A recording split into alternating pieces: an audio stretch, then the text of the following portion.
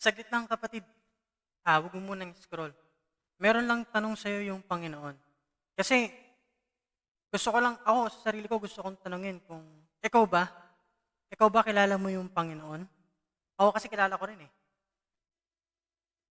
Pero kilala mo lang ba? Kasi ako hindi eh. Handa ka na ba? Ito yung tanong ng Panginoon sa'yo.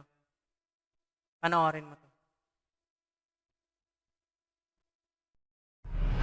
I'm asking you to follow me. You'll be part of changing the world. You'll be adored, hated, lost, and found. You will lose all your friends and your own life. People will say you were a fool. They'll call us heretics and liars and frauds. Others will call you a saint. But none of that's the point. The point is that you will have said yes to the world's no. Will you follow me? Grabe. Will you follow me? Isa pa. Will you follow me?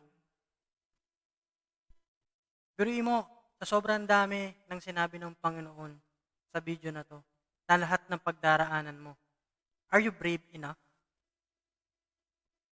Are you brave enough na ipalaganap mo sa mundo ang salita ng Diyos, ang gawa ng Diyos, at ang pangalan ng Diyos?